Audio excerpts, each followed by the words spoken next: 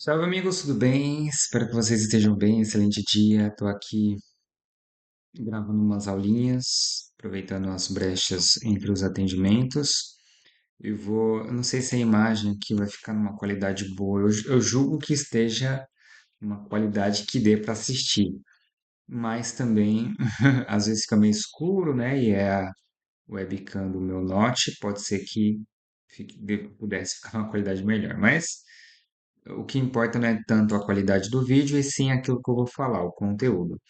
Se você é estudante de psicologia, se você é curioso, né, essa aula vai ser sobre deficiência intelectual. É uma aula bem generalista, bem simplificada, não vou aprofundar tanto. Caso vocês tenham dúvidas, vocês me perguntem aí, que eu vou inserindo novos conteúdos na medida em que as dúvidas forem surgindo. Bom, mas é uma aula bem mais fluida que eu vou abordar aqui. Estou com a minha colinha aqui. Deixa eu abrir de uma maneira que dê para eu tanto me ver quanto ver o meu, o meu rascunho aqui, né? Mas, enfim, pois bem, para quem não me conhece, eu sou Lucas, psicólogo, neuropsicólogo, trabalho com avaliação neuropsicológica e vou trazer aqui um conteúdo sobre deficiência intelectual. Hoje em dia a gente vive num período em que há um olhar mais cuidadoso para a condição das crianças, das pessoas de modo geral, uma busca por diagnósticos, quando a gente percebe que realmente precisa de uma ajuda, sinaliza um problema ali, então é importante um diagnóstico. E ter informações sobre o que são as condições ali do neurodesenvolvimento contribui para que a gente possa levantar hipóteses mais precisas, né? Então, a deficiência intelectual é um dos temas aí que gira em torno quando a gente fala de TDAH, autismo, deficiência intelectual, transtornos, e é um transtorno chamado transtorno do desenvolvimento intelectual. Teve vários nomes ao longo do desenvolvimento, então hoje é visto de uma maneira pejorativa alguns nomes. Então, se a gente for falar retardo mental, hoje é visto de uma maneira um pouco mais pejorativa, tomou esse contorno, né? Atraso mental, enfim. E aí o termo popular, que não soa pejorativo, é deficiência intelectual. E é um transtorno do neurodesenvolvimento que tem aí por características prejuízos no funcionamento intelectual, déficits, né? Déficits também no funcionamento adaptativo, e se inicia no período do desenvolvimento, ou seja, não tem como a gente desenvolver deficiência intelectual. A gente nasce e ela se manifesta talvez com mais clareza na medida em que a criança for ficando mais velha, mas está presente desde quando a gente passa a se desenvolver, caso a gente tenha um transtorno, claro, né? Isso é importante saber porque muitas vezes pessoas chegam no consultório mais adultas querendo saber o que que elas têm.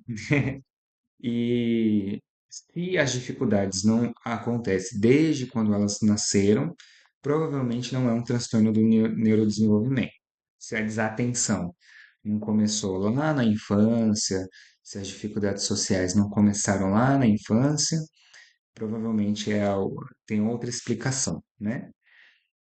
Pois bem, seguindo, o transtorno do desenvolvimento intelectual, a deficiência intelectual tem essas características principais, então fixem isso. Prejuízos intelectuais, prejuízos no funcionamento adaptativo. Intelectual é a nossa capacidade de resolver problemas, raciocinar, planejar, abstrair, pensamento abstrato, tirar significado das situações, né, entender o todo, né? Não se focar em partes ali, entender o contexto todo, aprender pela experiência e assim por diante. E existem os prejuízos aí adaptativos, que são a capacidade de a gente se adaptar às situações diárias, coisas básicas. Colocar uma roupa é uma habilidade adaptativa, escovar os dentes, sinalizar aquilo que quer, que gosta, habilidades de vida diária. Então, hoje a gente, para diagnosticar a deficiência intelectual, a gente dá ênfase em dificuldades de ordem adaptativa, para a gente entender. Claro que a parte intelectual interfere, mas a ênfase para a gente conseguir fechar o quadro, a gente pensa na questão adaptativa. Às vezes a criança tem funcionamento intelectual mais baixo, mas tem boas funções adaptativas, a gente pensa em outros quadros. Quando a criança tem realmente um prejuízo adaptativo que liga mais o alerta, que é essa capacidade de autonomia e que precisa de muito incentivo para aprender a usar o banheiro, a pôr uma roupa, a usar o talher e assim por diante. Perfeito? Então, existem alguns exemplos, né, esses que eu citei, e até exemplos mais complexos. Quando a deficiência é mais profunda, a dificuldade aí acontece também em compreender, por exemplo, para nós, uma nota de R$ 50 é algo valioso, significa que a gente pode rasgar aquela nota. Ele tem um papel social, um papel talvez simbólico, que é um pedaço de papel, literalmente, mas a gente consegue abstrair que significa algo relevante na nossa cultura. Pessoas com prejuízo intelectual não têm essa dimensão, né? Então, a gente começa a entender aí um prejuízo. E aí, voltando para a parte de funcionamento adaptativo, eu falei da questão da roupa, mas dá para a gente aprofundar um pouco mais. Quando a gente fala de funcionamento adaptativo, a gente fala de três áreas importantes: área conceitual, área social e área prática. Então, fixem bem: social, conceitual e prática. Vou falar da conceitual primeiro, que é a nossa capacidade de criar conceitos, né? Então, por exemplo, quando a letra L significa algo para nós e a gente consegue criar conceitos. A gente consegue entender que não é só um risco, que é um símbolo que pertence ao nosso alfabeto, que forma palavras, né? De uma maneira muito intrínseca. A gente aprende isso, uma pessoa típica aprende de uma maneira mais fluida, enquanto uma pessoa com prejuízo, com deficiência intelectual, aí talvez tenha mais desafios nesse quesito, na leitura, na escrita, na matemática, na noção de tempo, na compreensão da linguagem. Em níveis mais profundos não vão compreender a linguagem, e níveis menos profundos talvez tenham dificuldade em entender a linguagem simbólica, frases muito longas, textos longos e assim por diante. Eu tenho o hábito de falar assim por diante, né? Já virou um maneirismo meu. Mas enfim, tem aí os prejuízos sociais, né, adaptativos, que é entender ironia, perceber risco social. Então, normalmente a pessoa com deficiência intelectual, ela talvez seja um pouco mais ingênua em níveis mais leves, em níveis mais profundos, muito ingênua, não tem noção assim realmente social, né? Pouca maturidade, baixo julgamento social. E em níveis práticos, dificuldades ali, quando a gente fala de higiene, de organização, de autonomia, de conseguir se alimentar sozinho, de pegar um ônibus sozinho, de gerenciar o próprio dinheiro e de ter um trabalho, né? Algumas pessoas conseguem, claro, em níveis mais leves, ter um trabalho, com certeza. A gente pode. Há uma luta para inserir cada vez mais pessoas com transtornos do neurodesenvolvimento, mas a gente sabe que é um desafio. Com dificuldades mais profundas, fica um pouco inviável mesmo, né? Então, a gente precisa considerar todo esse lado adaptativo na hora de concluir um diagnóstico de deficiência intelectual. Não podemos ir apenas pelo QI. Para quem não sabe, existe o coeficiente de inteligência, que é um número ali que a gente chega nos testes de inteligência que diz mais ou menos onde está a nossa inteligência. Algumas crianças pontuam mais, menos, né? A expectativa é que fique na média, e algumas estão acima da média, outras abaixo da média. E havia uma ideia de que as que estão abaixo da média automaticamente tinham deficiência intelectual. Hoje a ideia é outra. Às vezes a pessoa está abaixo da média no coeficiente de inteligência, mas consegue ter uma vida funcional, consegue trabalhar, consegue ter uma vida ali independente, e aí a gente não conclui o DI apenas com base no QI. Existem critérios diagnósticos para a gente chegar no diagnóstico, claro, né? Então, os critérios a gente verifica eles ali através do DSM, é um dos manuais clássicos para a gente entender. Então, existem avaliações padronizadas. Aqui na clínica a gente faz aplicação de testes de inteligência, testes que fazem uma avaliação global, a gente faz escalas com a família, visita em casa, na escola, para a gente conseguir compreender o cognitivo dessa pessoa e ou dessa criança, né? Muito comum na minha experiência clínica as crianças virem com essa hipótese. Mas já houve adultos também, que passaram a vida inteira ali enfrentando desafios e descobriram posteriormente uma deficiência intelectual leve. Normalmente, porque acima disso é difícil a pessoa conseguir ter uma vida independente, né? Pois bem.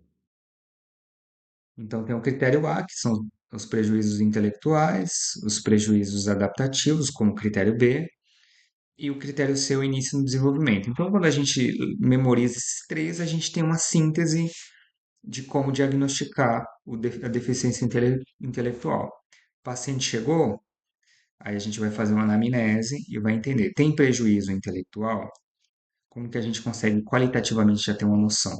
Sabendo um pouco do dia a dia, se a pessoa tem uma noção, assim, se ela saca rápido as coisas, se ela tem um bom desempenho acadêmico, é, quando ela começou, se ela brinca funcionalmente com os brinquedos, com o carrinho, se ela se comunica com clareza. E aí, do ponto de vista adaptativo também, se você ensinou alguma habilidade importante, ela aprendeu, ela generalizou. Se você ensinou a usar o garfinho e ela pegou aquele conhecimento e aplica de maneira generalizada, pessoas com deficiência intelectual têm essa dificuldade. Então, havia alguns pacientinhos, né, que eles vêm pequenos, que a gente vai ensinar habilidades básicas. Por exemplo, dar tchau. É uma habilidade básica, que a gente aprende de uma maneira muito instantânea desde pequeno, na medida em que a gente percebe os nossos pais fazendo, né? Uma criança com deficiência intelectual pode ter um prejuízo maior nisso. E na medida em que a gente ensina, a gente precisa entender se ela generaliza. Se em contexto de despedida, ela automaticamente dá o tchauzinho. Se a gente percebe que não, né, é uma dificuldade em generalizar. Dar tchau, dar joia, pedir, falar sim, falar dá, assim por diante. Assim por diante. Há níveis de suporte quando a gente fala de deficiência intelectual. Existe a deficiência intelectual leve, quando todos esses prejuízos são de maneira menos intensa, a pessoa tem o prejuízo, mas ela consegue ter uma vida independente, consegue ter uma certa autonomia com um suporte ou outro. Talvez a gente perceba essa pessoa leve, mais imatura, um pouco mais ingênua, com dificuldade escolar pontual. Existe a deficiência intelectual moderada, que já se acentua a dificuldade acadêmica, o apoio se faz mais necessário, a comunicação ela é menos abstrata e mais concreta, e a autonomia é mais reduzida. A grave, quando já tem uma linguagem limitada, talvez a pessoa fale pouco ou não fale, o apoio precisa ser substancial aí, a comunicação é mais concreta quando há comunicação e precisa de muito suporte para ter aí uma autonomia básica. E existe a deficiência intelectual profunda, então memorizem aí. Leve, moderada, grave e profunda. Na profunda é quando é muito acentuado os prejuízos, dependência intensa, prejuízos motores e comunicativos muito importantes e a necessidade integral de suporte. E causa, né? Como eu já disse, ele se inicia no desenvolvimento, mas o que que causa? É muito comum a gente ver crianças com síndrome de Down, X frágil, síndrome de Williams, em algumas condições, apresentarem deficiência intelectual, então isso acontece, é um fator que a gente vê que tem uma probabilidade alta de acontecer quando tem esses quadros genéticos. O fator genético é uma influência grande. Pré-natais, tem os fatores pré-natais, que é a questão de álcool. O uso de álcool na gestação pode influenciar. Uso de drogas, infecções, desnutrição materna, dependendo da medicação ali, se for em excesso, né? Tem medicações que são contraindicadas na gestação, e que a gente sabe que pode acabar influenciando em quadros do neurodesenvolvimento. E, enfim, isso é um desses fatores. Os fatores perinatais, como prematuridade extrema, hipóxia, prejuízos aí nesse período perinatal, e pós-natais, né? Como traumatismos, dificuldade ali na hora do parto, infecções, privação severa. Então, são as causas aí da deficiência intelectual. Qual que é a diferença entre a deficiência intelectual e o autismo? O que eu estou falando aqui, muita gente vai falar, nossa, isso parece o autismo. E é importante a gente fazer essa distinção para que não haja confusão. No autismo, o núcleo para a gente diagnosticar são os prejuízos sociais. Pode não parecer, porque hoje há uma confusão muito grande nos diagnósticos de autismo, mas é os prejuízos sociais que vão se sobressair quando a gente vai avaliar. É o critério A do autismo. E o critério B são os prejuízos comportamentais, os prejuízos repetitivos, que aí entra ecolalias, entra movimentos repetitivos, estereotipias, hiperfocos, uma rigidez muito grande. Então, quando a gente pensa em autismo, a gente pensa em questões sociais, comunicação social, interação social e comportamentos restritivos e repetitivos. Quando a gente pensa em deficiência intelectual, a gente pensa no funcionamento intelectual e adaptativo global. Pode coexistir autismo e deficiência intelectual? Pode, e é comum. É comum as crianças com autismo terem um prejuízo intelectual. Não é generalizado, mas é uma comorbidade comum, tá? Então existe aí o autismo com DI, sem o DI sem autismo, os dois juntos, e vamos que vamos. Existe o diagnóstico diferencial, que é elementos que podem acabar interferindo aí, né? Dificuldade de aprendizagem, TDAH pode estar junto também, um transtorno pode estar junto. Questões ambientais. Então, às vezes a pessoa ela não tem um desempenho intelectual ali porque não houve estímulos. Claro que só isso não é o suficiente para a gente dizer que uma pessoa tem DI, mas o fator ambiental é muito necessário para a gente saber se a criança ou a pessoa tem ou não. Se a criança viveu num lugar em que não havia escola, estudo, estímulo cognitivo, e aí o ambiente acaba interferindo nas questões cognitivas e intelectuais. Existe também a questão da linguagem, né? Então, prejuízos na linguagem pode impactar nos prejuízos intelectuais aí e se associar. O autismo também e o atraso global no desenvolvimento. O atraso global no desenvolvimento eu acho digno de nota. Eu vou fazer um vídeo depois só sobre atraso global no desenvolvimento. Porque quando há dúvidas sobre o quadro, aí a gente, na verdade, quando a criança tem menos de 5 anos e aí a gente tem uma hipótese de uma deficiência intelectual, ainda é precoce para a gente bater esse martelo. Então, a gente coloca um atraso global como uma possibilidade diagnóstica, enquanto a gente continua estimulando a criança, intervindo, rastreando outras questões para concluir posterior aos 5 anos se há uma deficiência intelectual ou não. Né? Então, é como se fosse um diagnóstico de deficiência intelectual provisório para a gente conseguir, enquanto isso, estimular e rastrear outras condições. E aí, para entender, saber se a pessoa tem ou não a deficiência intelectual, é importante a gente fazer uma avaliação neuropsicológica.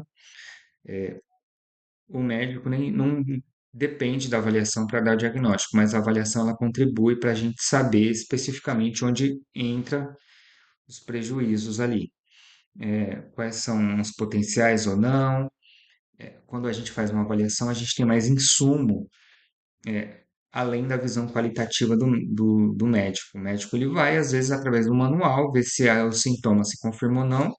Claro que a medicina tem os seus instrumentos de avaliação, mas a avaliação neuropsicológica, ela contribui, na minha opinião, muito mais. E aí, o ideal seria que todos os médicos tivessem essa parceria com o neuropsicólogo para ter parcerias mais fechadas, né? E basicamente é isso. Acho que esse vídeo já ficou um pouco longo. Dá para ter uma noção grande da deficiência intelectual. Eu posso posteriormente aprofundar outros quadros, fazer outros vídeos se tiver dúvidas, mas por hora é isso. Se fez sentido para você essa aula, me siga, compartilhe, né? E desculpe a qualidade da imagem e a gente continua nos próximos vídeos por aí. Forte abraço.